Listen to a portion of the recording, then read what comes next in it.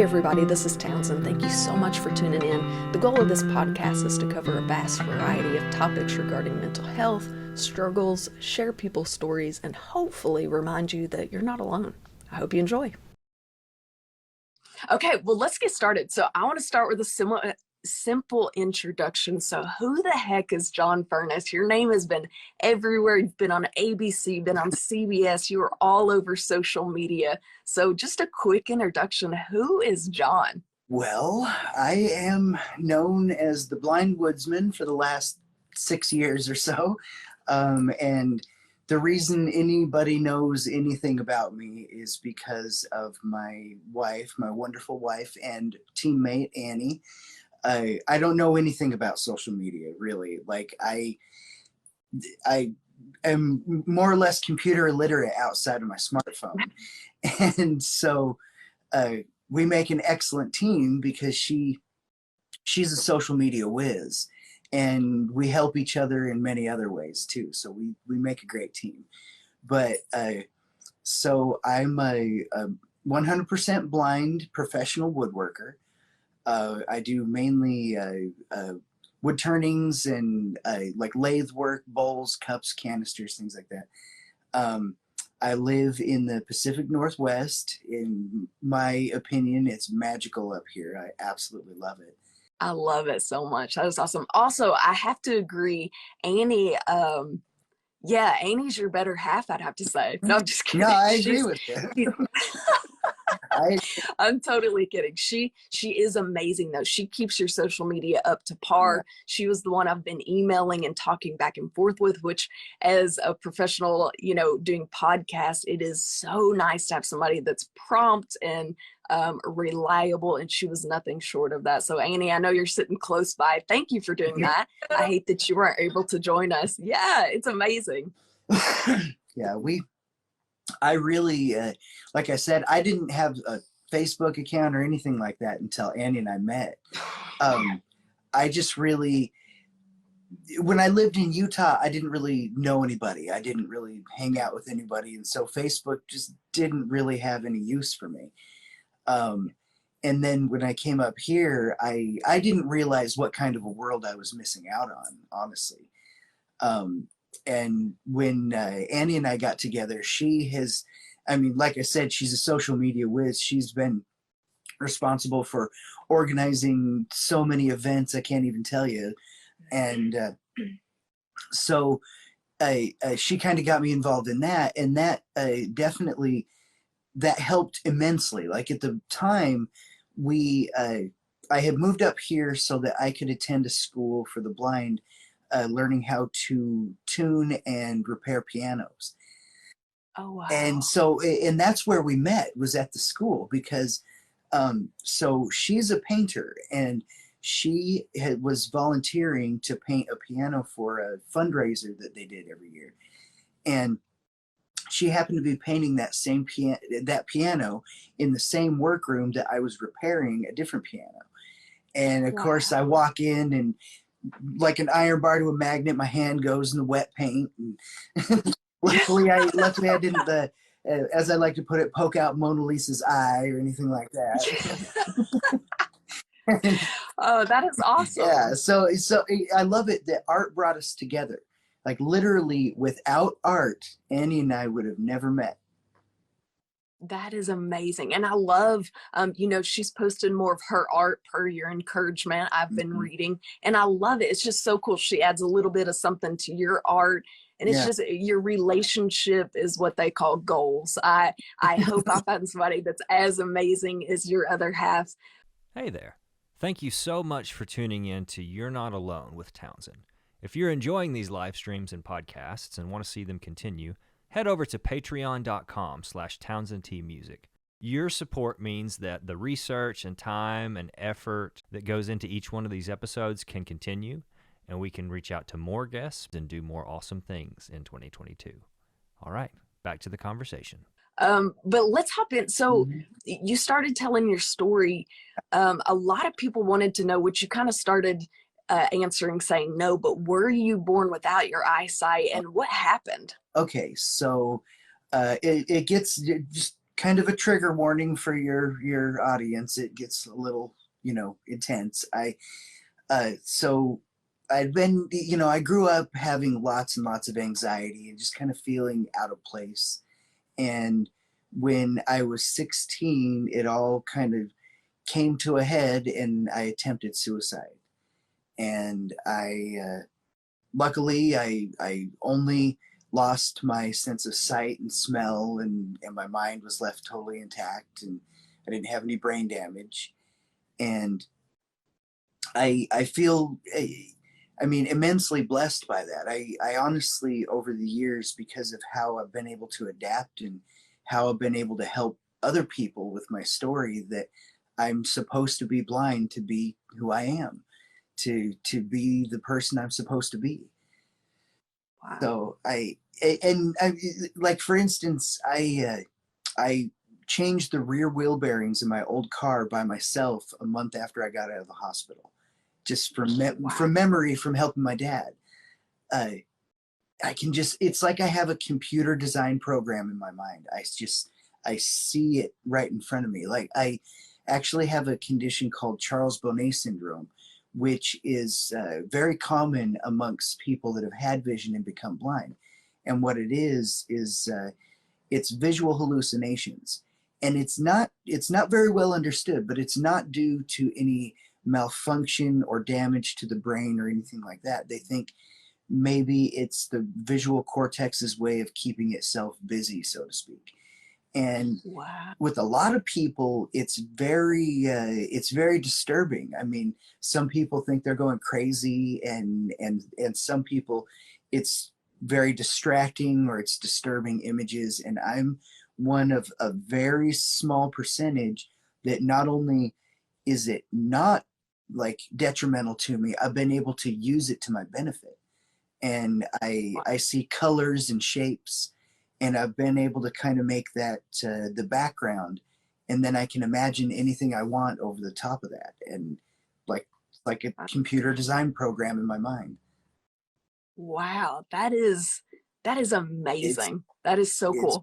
I've heard rumors that if you lose one sense, your other senses kind of escalate a little bit. Do you feel like that's true? I think so. I mean, I'm kind of divided on that, to tell the truth. Like, is it more that I'm just using it more and concentrating on it more, or did it actually get better? And I've read studies that have made me think both and neither at the same time, because they've said that that your other senses will root into your visual cortex to kind of use it as extra. But the things that I've been seeing about Charles Bonnet syndrome seems to say the opposite. So it's hard to say, you know what I mean? But I would definitely say that I noticed more of a keenness, whether it was because I was concentrating on it more or otherwise. I did notice a bit more. Like, for instance, I've never been able to read Braille very well because I've had calluses on my fingers from doing, just a bunch of different mechanical stuff and that kind of thing growing up. Yeah. And when I first started reading Braille, I could hardly even feel it at all. But after a little while, my fingers did become a little more sensitized to it. But even still, I've never been able to read Braille at anything you would call a functional level. Like, I could read a sign for, a restroom or something like that, but give me a Braille menu at a restaurant, no, it's not going to happen. Yeah, it's throwing a dart in the dark. Yeah. Well, and especially now that I've been a woodworker for so many years, the calluses on my fingers are very thick, and there's no way I still know the characters. I mean, I could practically teach someone else Braille, but give me a sheet of it and I won't be able to read it to you. That is crazy. That has never crossed my mind because I've not experienced it myself, but I wouldn't be able to read it because with music, your calluses are so thick. Yeah, absolutely. Yeah, so I would never be able to read Braille. Yeah, probably not. I have to feel the turning as it's going. Like, you're really not supposed to put your hand on the wood as the machine is on, but it changes so fast that if I didn't do that, it would look like some blind guy made it, you know. Yeah. But that also takes my fingerprints off and leaves me with some pretty heavy calluses. Wow. Yeah. Wow. Yeah. And some major, I imagine you get some splinters. Every now and then I do get a splinter power slammed into my finger, but I've had some as big as a toothpick off of a board before. Oh my gosh, that makes me hurt thinking about it. That's so one thing, I love your videos. I've been watching your journey for a while. Like I said, just so honored. I reached out thinking I'm never going to hear back. And Annie emailed back almost immediately. And I was like, no way. I have been showing y'all's art off since I started following you. And if you don't follow John, please go follow the woodwork that you do. I couldn't do that if you paid me $1 million, and I have my eyeballs, my hands, everything is functioning, and I couldn't do that literally if my life depended on it. Well, thank you very much. It is, yeah, like you put designs in it. My favorite are when you do like the checkered bowls. Mm-hmm. Like how that just, I'm totally blown away. I've watched probably 1 million of the videos of you putting it all together, and you show every step. And at the end, I'm still like, yeah, no, I got to watch that again because I quite literally cannot process how this is happening. Thank you very much. It's just so cool. I'm sure. Okay, wait, I'll get it. What do you need to get? The fancy bowl. Okay, I'll get it. I've got Ooh, one. yes. I want to show you it. This one took me a full week. It was 80 individual pieces of wood. Oh my gosh. Okay, I'm so excited right now. It's something else. Okay. There you go. Okay. Oh my gosh. So this is That is amazing. this is made of padauk and soft maple. The padauk is the redwood. Okay. And I made 8 panels of 10 More to pieces. the left. Okay. There you go. I made 8 panels of 10 pieces each, and then cut them into perfect octagons, and then stacked them 1/8 of a turn off from the layer below it all the way around. Oh my god. Yeah, so that took, like I said, about a week. That gives me goosebumps. Like I'm an artist, so I can appreciate art and the time put into it. But like, it's really weird when I see your bowls, especially like when Annie puts her touches on it. I have this really weird sense like I just want to rub it and like soak in the smell of the wood and the smoothness and just like all the art that goes into it. Is that weird? Do you know what I mean? That was something that whenever we would do like art shows and holiday sales and stuff like that, we would encourage people to pick up my pieces and check them out, you know, feel them, just, you know, because that's the way I experience it. Yeah. Oh man, that bowl is amazing. I'm gonna have to take a loan out so I can buy something like that because I imagine all the time spent on it. It's pretty pricey, but Yeah. man, that is just so cool. Okay, so diving back into getting serious, so when you were 16 and younger than that, you were going through a hard time. What do you feel like helped you the most during the moments of recovery? So you attempted, to take your own life, weren't successful. I imagine in the beginning of that, it was not very pretty mentally for you. So what helped you? Every little success and trying to focus on every little success. Doesn't matter how small. It's like, it's like building a tower. You use different size blocks, but you stack it up. Sorry, we live close to a firehouse, so there's sirens. Oh, it's all good. It's all good. I live out in the woods, so if you hear dogs barking, that's like my ambulance is going by. Yeah, this is fairly. We live on a major street and near a firehouse, and so this is a very. Well, at least you know you're safe. Yeah.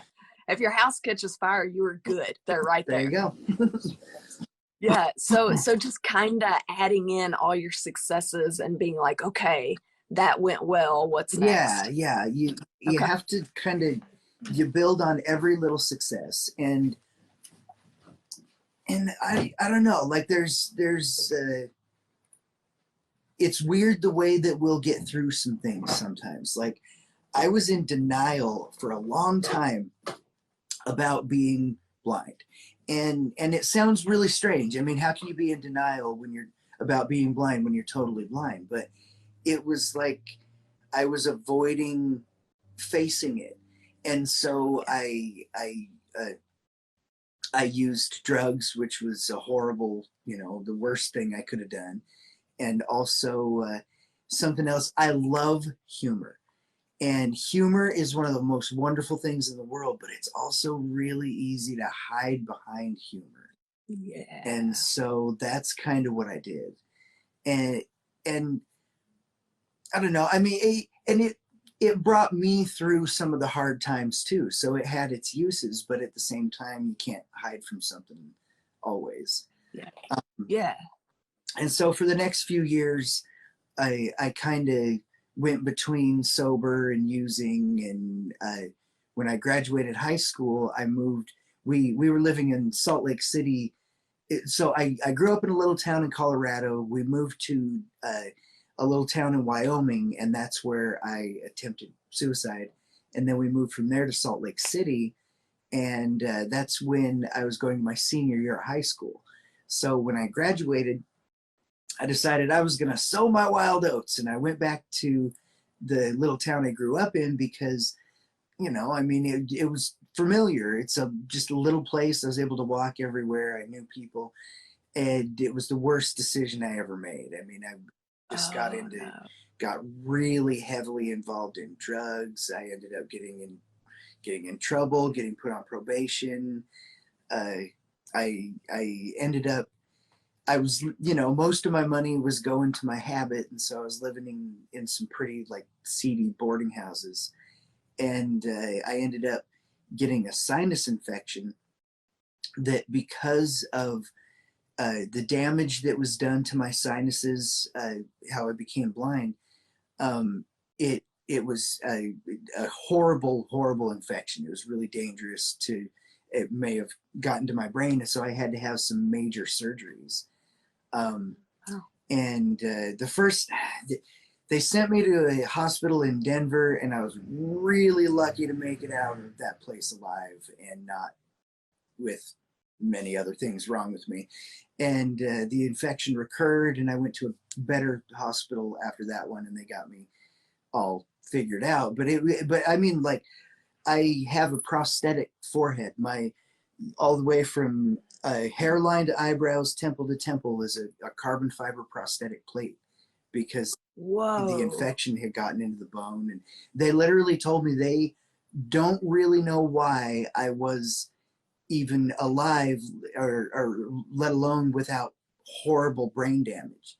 They said any other time they'd seen somebody in that condition, it was like permanent total brain damage. And they said the only reason they can think of that would have protected it is the scar tissue from when I attempted suicide. That is the craziest story I've ever heard. It was another, wake up moment. It was another, like, you are lucky and you better take this as a sign. And I reached out to my parents, and they'd always been there, you know what I mean? It was more me not wanting to reach out to them. And so of course they took me in and helped me get off drugs and get off probation and stuff. And round about that time was when I kind of started to clean up my life, and I decided I wanted to maybe try and get a job. So I started working with vocational rehab in Salt Lake City, and part of their program was call it an independent living training center. They wanted to make sure that their clients, who were mainly like young people transitioning from home to on their own, or adults that were newly blind. So they wanted to make sure that their clients would be prepared to be out on their own. And one of the classes there was a wood shop. And of course, at first I thought they were kind of crazy, but I've always been into this, so I was on board. Yeah. And You thought it was part of that humor. yeah, We're going to put a lot of blind people in here with a lot of dangerous tools, and we're going to turn the light out and see who survives. exactly. You know, give a couple of them a blowtorch and throw some sawdust. Yeah. So and walking into that wood shop changed my life. I mean, I found something that I'm better at woodworking than anything else I've ever tried. And it really, like, I found a direction for my life to go, even though I didn't know that was where I was going to end up at the time, because I was loving it. I was working there at the school, and meanwhile, vocational rehab's trying to find me a job. However, I really don't have computer skills. Never been good with computers, and I just really probably never will be. And the speech software on desktops is really, really clunky and hard to kind of master.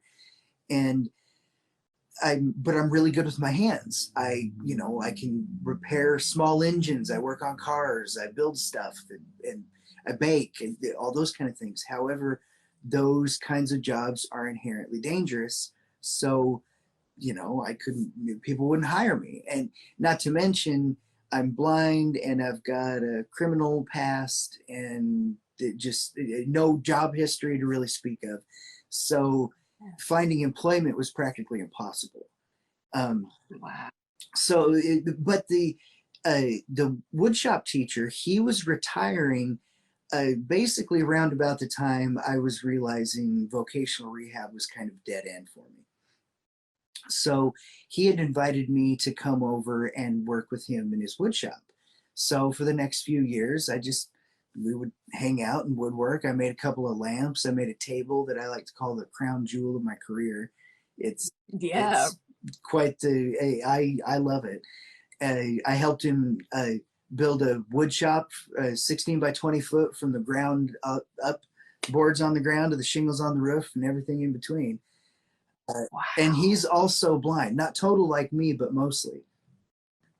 Wow. That sounds so dangerous. It makes me nervous hearing the story. Like, imagine I call a construction company and I'm like, yeah, I need this shop built, and they send me two blind men.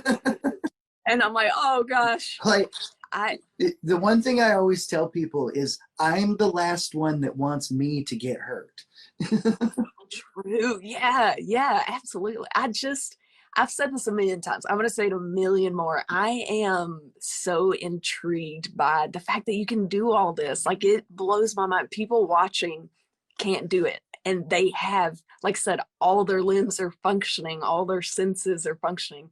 How long after you lost your eyesight did you meet Annie? Well, that wasn't until I moved up here I moved up here in 2011, and I met Annie in 2012. And so the reason I actually came up here to the school was my friend is the woodshop teacher, Chris Hathaway. He was the one, and his father-in-law, who was also blind, came up here to the school in the 1960s, and it had been open since 1939, and unfortunately closed in, what was it, 2016? Yeah, it was 2016, and which was unfortunate, but at the same time, like, it reflects the evolving job market for blind people, and and the decline of acoustic pianos, which really, when it comes down to it, are kind of a pain in the butt.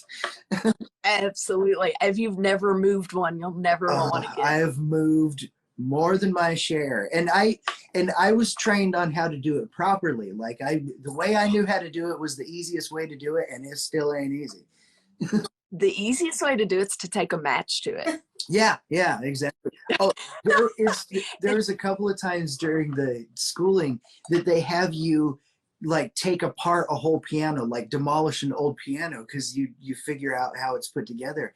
And let me tell you, it is fun to take a sledgehammer to that old piano. Yeah, I bet so, man. Now, I will say, real I have one in my home. They are beautiful, and they're getting to be, you know, not in many houses because keyboards came along. So don't think I'm bashing pianos, but man, they are a pain. They weigh like a ton, literally. Yeah, something. And I actually, the reason I was there and met Annie was I was attending extra courses there because the school mainly taught tuning and just basic repair. And I'm not the greatest tuner, I can admit that, but I'm a great mechanic, I'm a great repairman, and working on a piano is mostly fine-tuned woodworking because the majority of a piano is made of wood, leather, or felt. Mm-hmm. So that was right up my alley. And so the guy that did their major rebuilds, he took me under his wing. He actually took one look at the table I built and immediately said, I want to teach you to rebuild. And that made me feel really good. So I was there over the summer, and while like during that summer, I restrung my first piano. I put new hammers on that same piano. And so I went in for one of my, summer courses, and this was July 6th, I think, of 2012. And so the Annie and I talked quite a bit while she was painting the piano, and she was the one that called me because I'm kind of like George McFly when it comes to approaching the ladies, and always.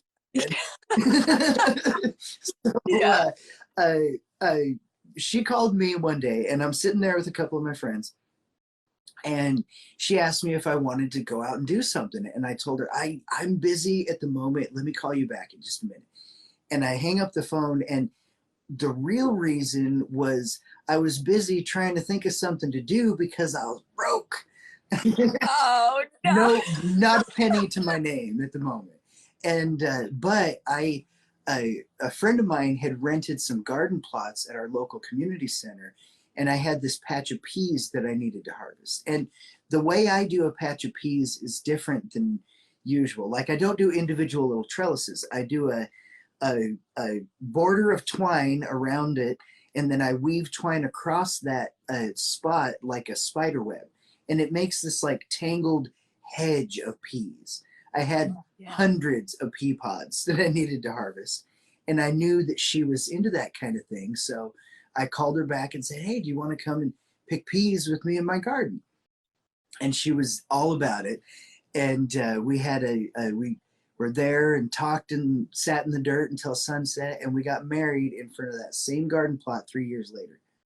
Oh, that is so sweet. I knew I loved Annie. Yeah. She that is awesome. It was a couple of years ago on Valentine's. There was this new bakery, and they had people submit their love story, and the best love story would win. And Annie said, hold my beer. Hold my peace. Yeah. We're going after it. Yeah.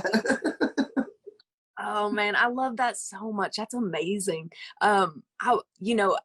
Annie was going to join us. She wasn't feeling too hot, but I was curious how much, like, when you start dating someone, you've never dated someone that's blind. I imagine there's a lot of things like you have to take into account that you might not would have thought about before. Like, for example, reading Braille, it would never cross my mind that you may not be able to read it because of your calluses, or especially someone that's newly blind. Mm-hmm. Do you feel like she pretty easily hopped into, gosh, I don't even know how to word that. There were some growing pains for sure. I mean, because there are definitely some unique aspects to being a mixed ability, so to speak, you know what I mean, with me being blind and her being sighted. And we both have physical disabilities also. I've broken my back 3 different times. And he's got connective tissue disease, which really, it affects her joints and all kinds of things. And so we both kind of, she's my eyes and I'm her legs and lift, I'm the pack mule, I like to say. Yeah. Yeah, I love it. Y'all will both just kind of fall apart together with age. You'll just kind of disintegrate into the pea patch. Exactly. Yeah, no, I love it. That's how it's supposed to be. You're supposed to grow old with somebody. Your knees go out together, your back goes out together, but you still got each other. One video I loved, and this was actually one of the messages we sent back and forth, was Annie posted a picture. She bought a new dress and she wanted you to see it.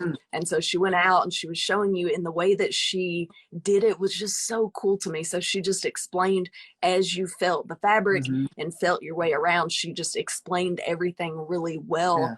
And the videos that y'all share are super sweet and they're amazing, but they also share a lot of awareness and a lot of things that, you know, even for me, I feel like I'm very sensitive to those topics, but it's things that I wouldn't think about. And she posts things like, you know, make sure that this has this or that has that, or you explain things so that people that don't have their sight can follow along and be included as well. So I love that she does that. That's really neat to watch. We used to do, we would call them disability awareness and etiquette presentations at elementary schools sometimes. Oh, wow. We would teach them how, like, you know, just because you see a blind person walking around doesn't mean they're lost. Don't just start shouting directions at them. That's very distracting. That can actually end up getting someone hurt. You know, just if you think they look like they're lost, ask if they need help. Don't just grab their arm and pull them along. Those are the people that I like to call them that they make you let them help you. Yeah. Man, ironically, I spoke to a guy. So he was in a wheelchair. He was disabled as far as his legs down. And one of his pet peeves was, you know, I go shopping and people immediately grab the handles of my wheelchair. And he's like, people don't understand, those are my legs. So that would be like me coming up to you completely able and just pulling you around. He's like, I don't want you to touch the handles of my wheelchair. I'm okay. And so he actually had them removed. Oh, well, there you go. Yeah. So yeah, because when he went to the store, he could go and he could do it. And he didn't want people to push him around thinking he needed it, because that made him less able. I have a short little story to tell you, and you'll think this is just a story, but I swear to you, it's true. Okay, let's go. Okay, so there's a Safeway that was on the bus line right down from my apartment, and I would go there and I would ask for help. And they had this guy that worked there, and his name was Robbie, and he's a really nice guy. But the problem is, Robbie was deaf, and I'm blind. And they would have Robbie help me shop. And he didn't always work very well. And time and time again. And I'm a nice guy. So it's like, you know, most of the stuff I got was right. So whatever. And finally I was like, hey, they call Robbie and I'm like, hey, he's deaf and I'm blind. This usually doesn't work very well. And it was like that just occurred to them. Oh my God, that has my eyes watering. It reminds me of Josh Blue. He's he's one of my favorite comedians. He's got MS. No, he's cerebral palsy. And he talks about how like, you know, disabled people are the largest minority group that there is, because we're just all grouped together. He's like, you know, deaf guy, get on board. Blind guy, deaf guy will help you get on board. Yeah. Oh my gosh. And it's the only minority group that anybody can join either. You're just one bad bike ride away. That is terrible, but amazing at the same time. Yeah. Ironically, the next, I think it's the next one coming up. The next podcast I have is with the guy that I just met. We've become really good friends, and he's got cerebral palsy, and I'm beyond excited to talk about that, because he kind of has some of the same things as you. Like, I think humor is something that kind of helped him through, and he's like, man, people are going to pick on me behind my back, so I might as well do it to their face. You know, I know it's going to happen anyway. So going back, when did you notice your story was starting to gain so much attention? Well, I mean, really after I met Annie, like when she started getting me out there on social media and stuff, and and I had always kind of thought about doing like motivational speaking or something like that, but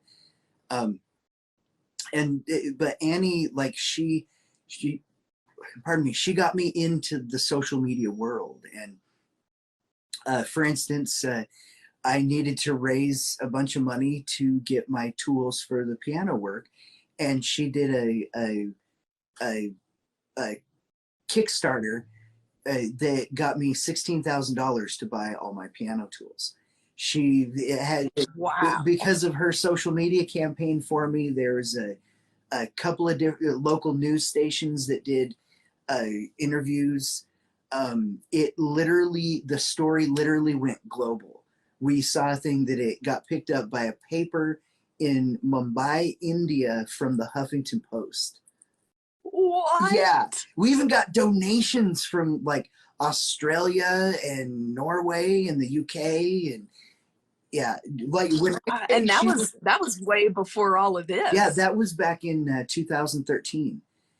And, wow. Yeah, and when I say she's a social media whiz, I mean she's a social media whiz.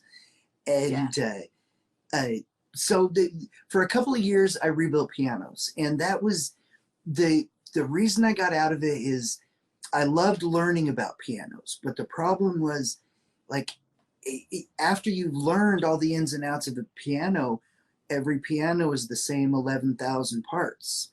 And so it's just the same thing day in, day out. And, you know, it just never changed. And I'm an artist. I like things to be new. I like to, you know, create and change and that kind of thing. And so for me, it was just Groundhog's Day. I could see that it would just suck the life out of me. But at the same time, I'd come up here and donated years of my life and so much effort and time. Pardon me. And so that was really hard to face. Pardon me.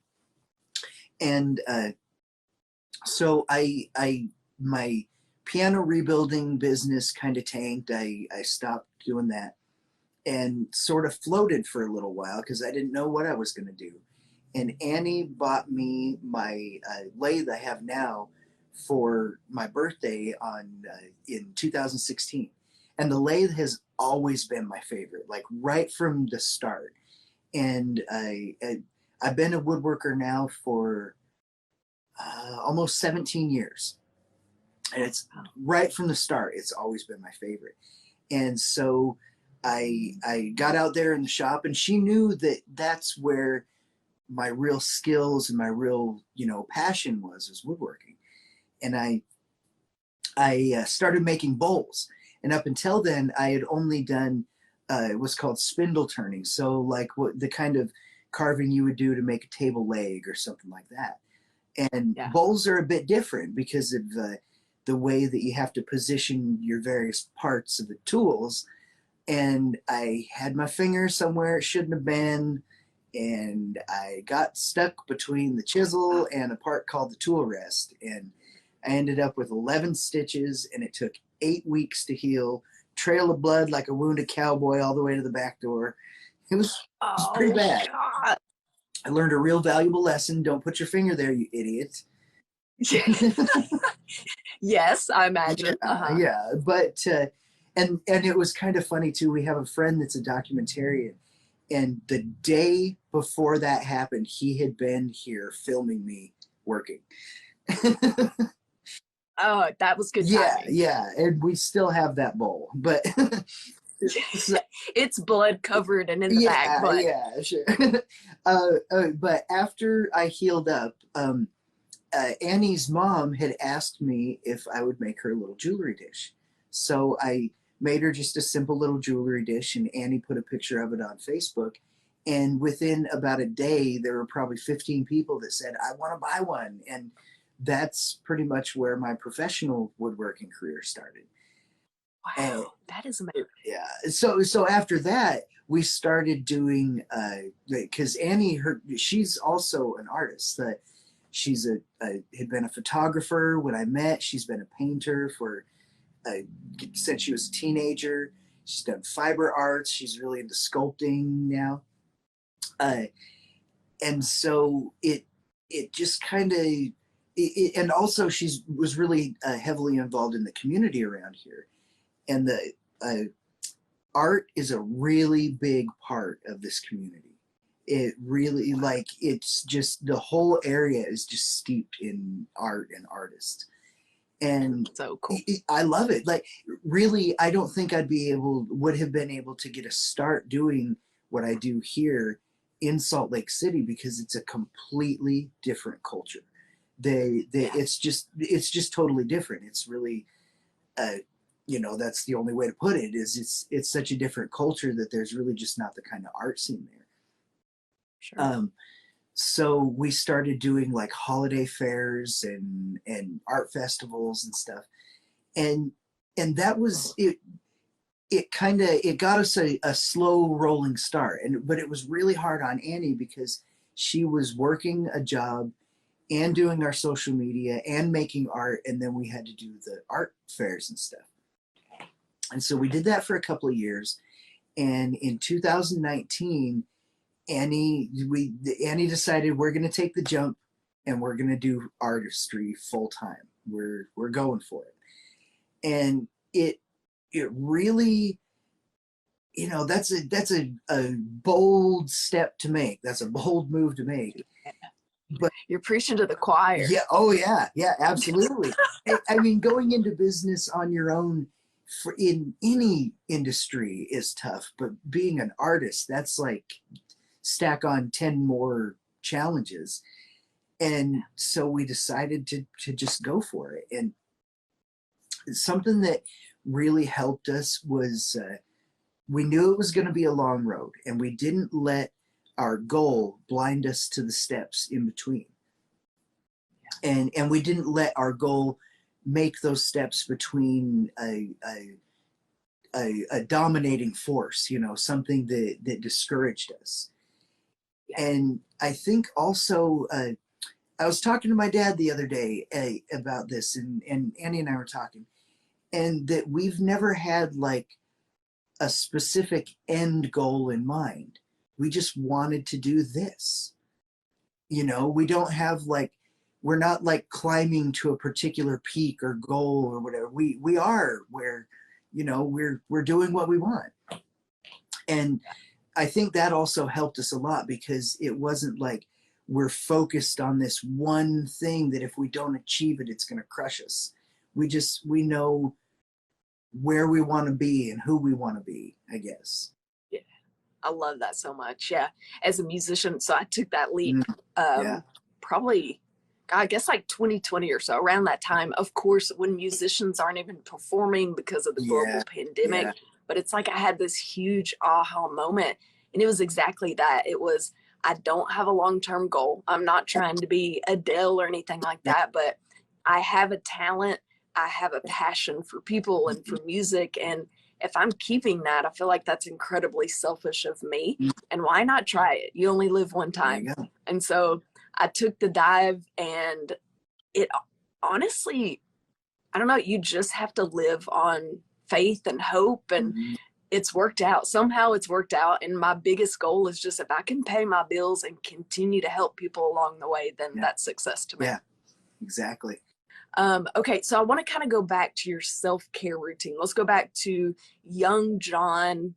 Did you ever reach out? I know your parents were part of the healing process, but has counseling ever been part of your process, or medication? Or that might be a personal question, but something I like to ask everybody about. Well, I didn't really reach out. That was one of the big things, is I didn't really ever reach out to, you know, my family or my friends really, or anything. And the other part of it too was that uncomfortable stigma we were talking about earlier, is that it's as uncomfortable to offer help as it is to ask for help, because of the way that society views mental health. And that's so damaging for just in so many ways. And so, you know, help wasn't asked for or offered really. And that, you know, it was a big mistake that I didn't reach out and tell somebody how much I was, how much I was hurting, how deep it was. And afterwards, I definitely, I had some counseling and stuff, and I definitely took some medications, and I'm divided on the subject. I really am not going to get into it, but I kind of, Sure. they have their place, but I think they're overused. That's all. Sure. I mean, I have a friend that had horrible PTSD, and he was able to use some medication and therapy to get past that. But once he got past it, he stopped taking it, and he's good. And that's the way that I believe it should be used. But I am no medical professional. I'm not a psychiatrist or anything like that, and I don't know anybody else's situation. I'm just mainly speaking for me, and Sure. Yeah, because I know for a fact that medication, like, it probably saved his life. Like, no kidding, it probably saved his life. So sure. I think most anybody would be, especially America today. That could be a whole other podcast, but we are over medicated because we're overstressed and have so much going on, and people just throw medication at it instead of, referring to counseling or something like that. And I think that's a worldwide, well, I'm going to say a nationwide problem that a lot of people know of. But yeah, for sure. I am incredibly impressed, though, that going through all of that, you got some therapy, some counseling, but really you've overcome it yourself, really. And A&E, of course, she was important. Absolutely. That's amazing. Go ahead. Well, I was going to say, so what does self-care look like? So I know you do your woodworking. I know obviously you guys like gardening, but let's say you've been woodworking for hours and hours and hours. What does self-care look like for John? Well, something I have a hard time with is intrusive thoughts. The way my mind works is I'll think of something and it'll relate to something else, and I'll just go down this like daisy chain. And sometimes it'll go to a place I really don't want to go to. So I'll tell myself, stop. Okay, stop right here. And I'll go back in sequence, link by link, to see where it got started. And then realize that, okay, that's where it started. That's the road I need to get back to and go down. And it really helps me because it shows me that where I was going is a bad place that has no bearing on my life today and will have no bearing on my life in the future. But it's this little thing that just pokes at me, but I'm able to get past it by doing that. I love that. That's awesome. Absolutely. I'm kind of the same way. I feel like creators, your mind wanders a lot, and that's part of a blessing of being a creator. Your mind is built a little bit different than some people is the best way to word that, but it also gets us in a little bit of trouble because of things like that. Yeah, it's the vividness of my imagination and my memory is a curse as much as it is a blessing. Yeah. But I, it is such a blessing that I'm able to work with the rest. Yeah. And I've been able to kind of, I don't know, I guess, come to terms with it, so to speak, and just kind of, I don't know, I guess just manage it, like remind myself that I'm here now. I'm not there then. There's a Crosby, Stills and Nash song that has a line, "Don't let the past remind you of what you are not now." Oh, wow. I love that. That is awesome. Yeah, so, and it's very true. People should really take that to heart because we all change. All things change. Times are bad right now. I'm going to quote a Tom Hanks TikTok video. Times are bad, just wait. Times are you think nothing's going to change. You're depressed, just wait. You're on top of the world. Everything's going your way. Just wait. All things change. But that's also something that gets you through. It's like, just like you said, if you're having a hard time, just wait. Things change. Yeah, absolutely. 1,000%. I love it. Okay, last question I got for you. Mhm. So for people watching, what piece of advice would you give them regarding, let's say, anything you've gone through? It can be regarding taking a leap of faith or regarding mental health. You go for it. Whatever piece of advice you'd like to give. Well, I guess one of the big pieces I like to give is that, that things will always change. And a metaphor I like to say is we're all sitting at the same table at this banquet of life, and we all bring a different dish to the table with its own unique spices and flavors. And everything, each individual person is worthwhile and just as valuable, without, you know what I mean? Like life would be boring without all of the spices of emotion and interaction and society and people. Absolutely. I agree. So if we had a big dinner where the whole world was invited, John would provide the bowls and the plates. There you go. My takeaway. Yeah, I don't know. I'm going to think about that. I wonder what food I would be. If my talent was a food, gosh, I don't know. I'm from the South, so it might have to be something like delicious, like fried chicken. Mm-hmm. I don't know. I love that, though. I love it. John, I love your outlook. Annie, I'm going to need you to start me a Kickstarter because apparently you're amazing at it just for my bills and life. He's a whiz, for sure. Yeah, no kidding. I love it. I love it. I know I am blown away and just so intrigued and in love with y'all's story. So thank you for sharing it with us. You're very welcome, and thank you very much for having me on your show. It's been a blessing. I will let you know when the podcast goes live, and I hope y'all have a great evening. You too. Thank you. All right, we'll stay in touch. Sounds good. Bye. Bye. If you enjoyed this conversation and are interested in becoming a sponsor, feel free to shoot me an email at townsendtmusic@hotmail.com or shoot me a message on any social media platform at Townsendtmusic for more information. I would love for you to become a member to help spread awareness that you're not alone. If you're looking to buy or sell, I have the perfect realty company for you. Clark & Co. Realty is located in the Benton, Bryant, Arkansas area. And they understand that buying or selling a home is more than just a transaction. It's a life-changing experience. That's why their team of highly seasoned real estate professionals is dedicated to providing exceptional, personalized services for all their clients. They truly take great pride in the relationships they build, and they always work relentlessly on the client's behalf to help them achieve their perfect real estate goals. They always have the client in mind, and I can speak firsthand when I say how reliable, trustworthy, and quick they were. When I was looking to buy my first home, they were there with me every step of the way, answering every question I could think of. They showed me a great amount of knowledge and patience through the process. It's no wonder they've won so many awards for their outstanding services and their excellent relationships with clients. So if you're looking to buy or sell, there is no better option than Clark & Co. Realty.